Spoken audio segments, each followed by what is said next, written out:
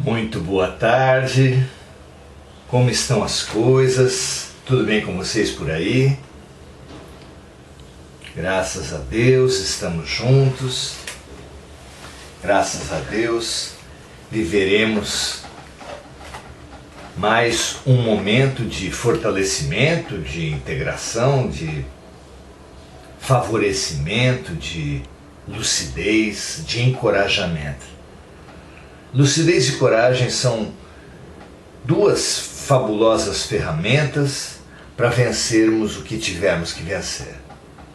Muito bom que cultivemos sempre essa busca pelo reino dos céus, porque Jesus prometeu para aquele que buscar sempre o reino dos céus, tudo mais será acrescentado. Os Espíritos falaram que estamos passando de uma era de expiação e provas, portanto marcada pela dor, para um mundo de regeneração. Como o pensamento humano é muito maniqueísta, branco e preto, feliz e infeliz, pode parecer para algumas pessoas que estamos passando do inferno para o céu.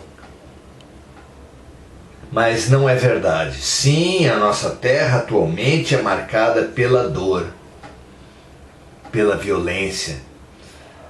Mas o mundo de regeneração não será o paraíso. Não será uma ociosidade, não será a felicidade eterna. Claro, a vida não dá saltos. Nós temos uma tarefa, nós temos uma atitude que é pedida para essa tarefa. Regeneração é ação, é reconstrução. Há muito a ser reconstruído na Terra, na humanidade da Terra. A cultura, a mídia, a justiça, a polícia, a família. Praticamente tudo precisa ser reconstruído, o meio ambiente. Nossos próprios corpos precisam ser regenerados, gerados novamente. Claro que não vamos alcançar a nota 10 da escola, e a nota 10 da escola foi apresentada pelo nosso mestre. Vós sereis reconhecidos pelo amor que tiverem uns pelos outros. Amai-vos uns aos outros como eu vos amei. Amarmos-nos, vivermos como Jesus viveu, amarmos-nos como Jesus amou, é a nota 10. Mas é evidente que não alcançaremos esse estágio fabuloso ainda nessa vida, numa vida só. Ao longo da eternidade, todos alcançaremos o que Jesus fez e mais, ele mesmo prometeu, mas em uma vida apenas é impossível. O que então? Qual é a nossa bandeira? Qual é a nossa meta? Qual deve ser a nossa meta neste momento? Como bom mestre, como bom educador, Jesus também nos deu o que é necessário, o que é imprescindível para passarmos ao mundo de regeneração, para passarmos na prova, para sermos promovidos e não retidos na repetição. Quem não aprende, repete na escola e na vida. A tarefa fundamental para passarmos ao mundo de regeneração é a autopacificação. Bem-aventurados os mansos e pacíficos, porque eles herdarão a terra. E o manso é aquele que não fez a paz na Ucrânia, não fez a paz entre as classes sociais, nem entre as religiões. O manso é aquele que fez a paz em si. Em si.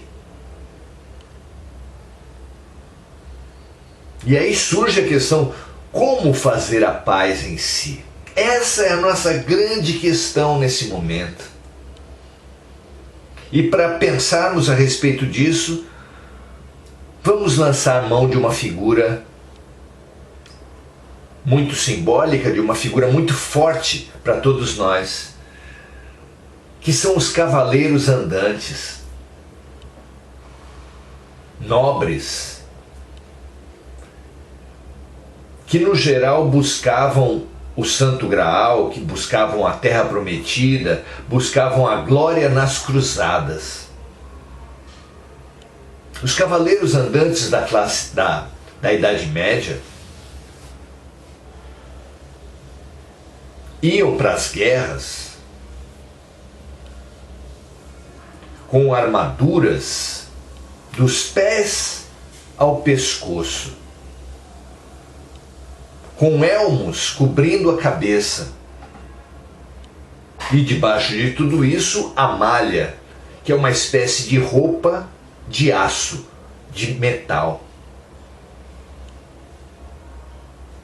Então a malha, a armadura sobre a malha, pesados escudos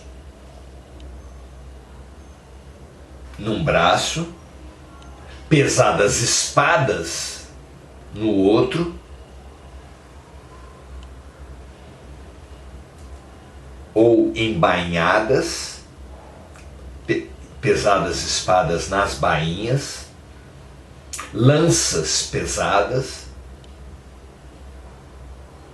O conjunto disso estima-se 60 quilos. E por que é tão simbólico, tão eloquente pensarmos nos cavaleiros andantes para refletirmos sobre a nossa pacificação?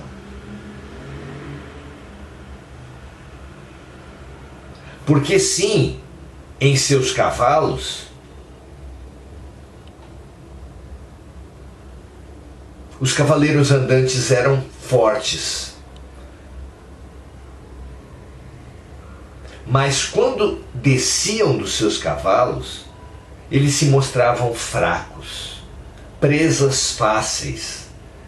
Porque num campo de batalha, a pé, seus movimentos eram muito prejudicados pelos 60 quilos de metais sobre o seu corpo. Numa carga de cavalaria, ou seja, sobre seus cavalos em movimento, quem carregava o peso basicamente eram os cavalos. E o movimento do animal dava uma força excepcional para todo aquele peso. Mas se o homem, se o guerreiro, se o cavaleiro andante precisasse movimentar as suas armas com sua própria força, com o seu próprio corpo,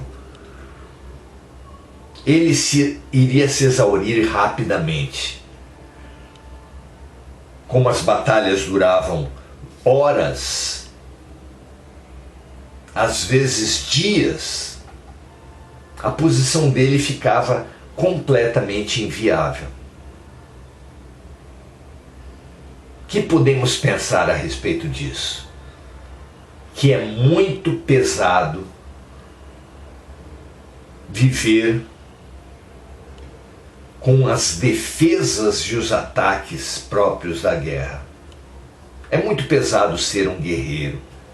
É muito pesado carregar tantas defesas e tantos ataques.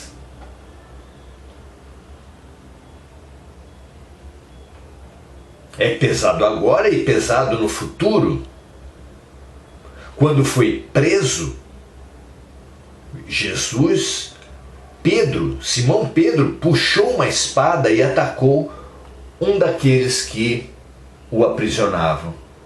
E Jesus falou: embainha a tua espada, porque quem com ferro fere, com ferro será ferido. Quem ferir pela espada será ferido. Não é eloquente isso? Para uma humanidade que tem vivido em guerras há milênios, diversos milênios. Não é simbólico entender isso através dos romances espíritas, onde se percebe que o obsessor de hoje escolhe o seu obsediado para vingar uma violência que ele recebeu, nessa vida ou principalmente em outras vidas. Mas no processo de desobsessão, no tratamento de desobsessão daquela pessoa, daquele encarnado que está sendo obsediado por um espírito vingador, o orientador das mesas mediúnicas frequentemente remete o obsessor a uma vida ainda anterior daquela em que o obsessor foi prejudicado pelo obsediado. Sim, o obsessor quer vingar-se do obsediado porque foi muito prejudicado em uma certa vida. Mas o orientador da mesa mediúnica pede que o obsessor retorne a uma vida ainda anterior, na qual ele, tão prejudicado naquela vida, foi o agressor em vida anterior. E ali o obsessor percebe, e nós todos somos chamados a perceber, que temos vivido num círculo de vinganças mútuas, alternando-nos na posição de agressores e agredidos, por vivermos, alimentarmos, nutrirmos-nos e inserirmos-nos num tipo de vida que nos dá apenas duas alternativas, como um duelo. O participante de um duelo tem duas alternativas: ser assassino ou ser assassinado. Quem participa de uma guerra, a mesma coisa. Você, minha amiga, meu amigo, prefere ser um assassino ou ser assassinado?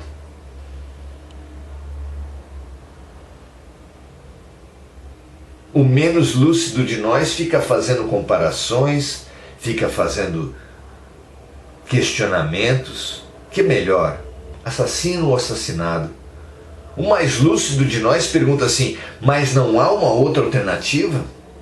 Claro que há. E buscar essa alternativa, buscar a alternativa da autopacificação, de sair da guerra, de dizer com Jesus: meu reino não é desse mundo, é urgente. É urgente percebermos que temos vivido num sistema de perde-perde, onde ninguém ganha, ninguém pode ganhar uma guerra. Quem entra num ringue de boxe não pode dizer que ganhou se lá dentro levou inúmeras agressões. Ah, mas o outro saiu pior do que eu. Mas um saiu mal e outro saiu pior. Quem verdadeiramente ganhou? Entre dois exércitos, um que teve milhares de mortes, alguns milhares de mortes, e outro que teve muitos milhares de mortes, quem ganhou? Numa disputa judicial, onde um acusou, denegriu a outra figura, às vezes o pai ou a mãe do seu filho,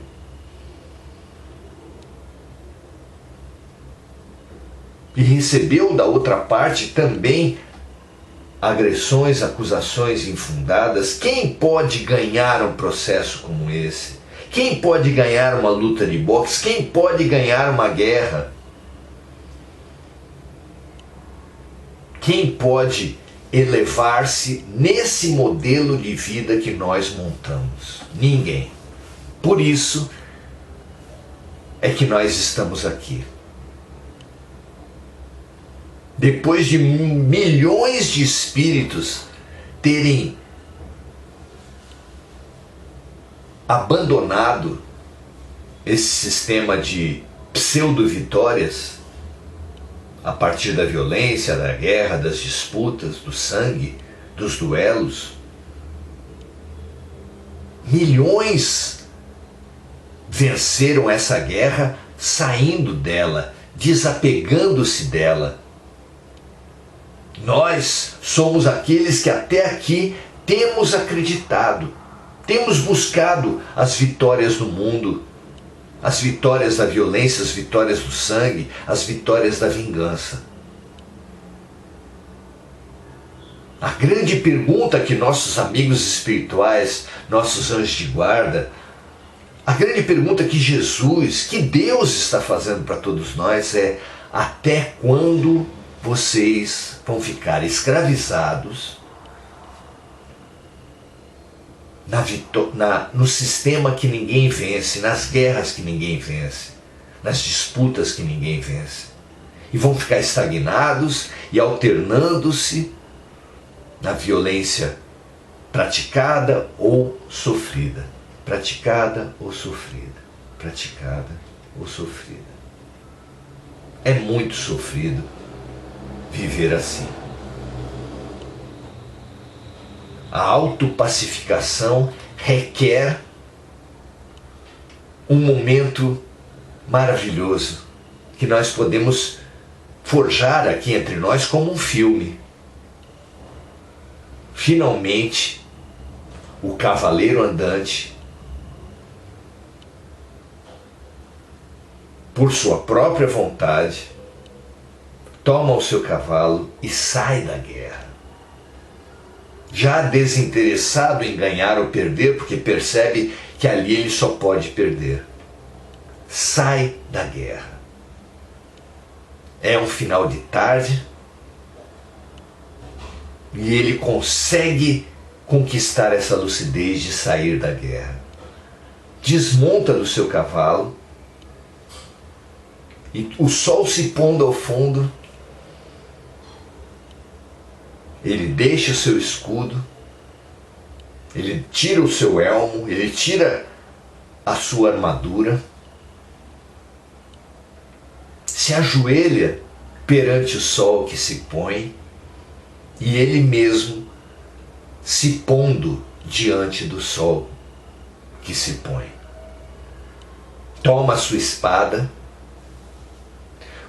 segura a espada diante de si com as duas mãos, pondo a lança para a parte cortante para baixo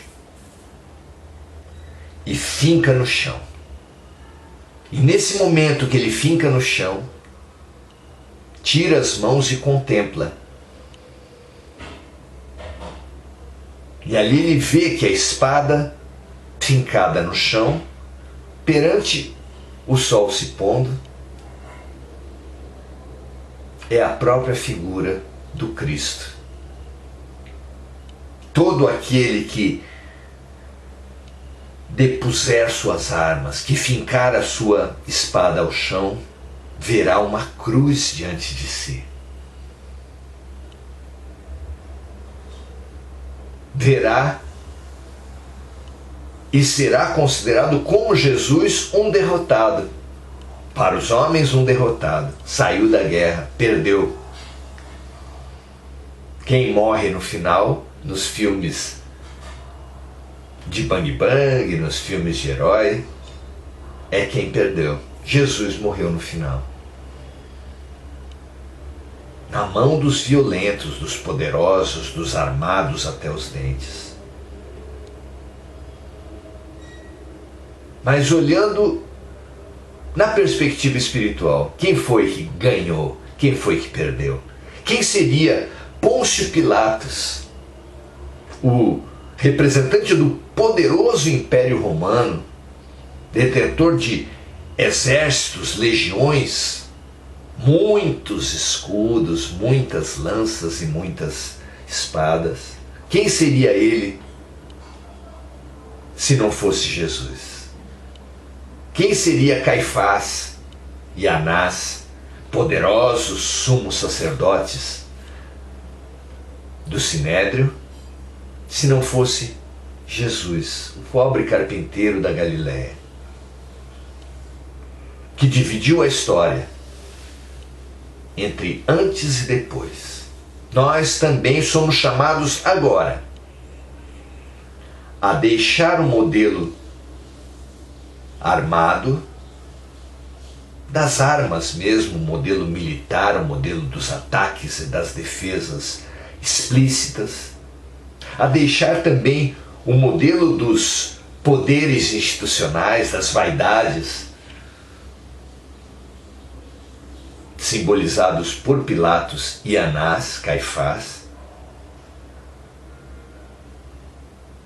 imitando e sendo legitimamente seguidores de Jesus, dividirmos a nossa história em antes e depois, repetindo com o mestre: meu reino não é desse mundo.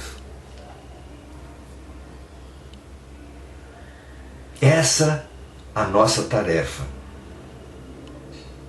Chega de imaginar casamentos pensando em qual vontade deve prevalecer. Chega de pensar os negócios com quem vai levar vantagem. Chega em pensar a política como quem vai vencer e quem vai perder, os processos judiciais, os esportes. Tudo é assim nas nossas vidas. Chega! Esse modelo está acabando. E nós? De que lado estaremos? Retroalimentaremos esse modelo, nos destinando a sairmos da Terra para mundos mais primitivos, ainda apegados à vitória, à derrota, à dor, à expiação e à prova? Ou já estaremos realmente cansados de guerra? Ou já estaremos finalmente abertos à autopacificação? Essa é a grande pergunta do momento. Para todos nós, vale, como nunca, o desafio do nosso grande mestre, dizendo para toda a humanidade: bem-aventurados os mansos, porque eles herdarão a terra. Falemos para o nosso coração, falemos para a nossa família, para os nossos amigos, falemos para o nosso país que tanto precisa dessa autopacificação. Falemos para o mundo todo. Repitamos com Jesus, não apenas com palavras, mas com nossos gestos.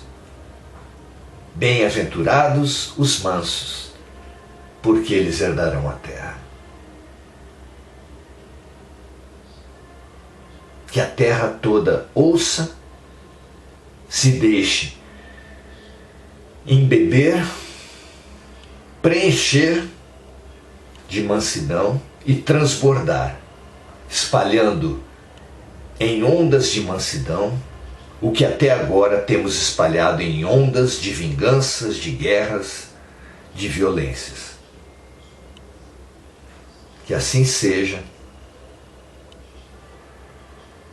Bem-aventurados os mansos, porque eles, nós, se assim for da nossa vontade, herdaremos a terra.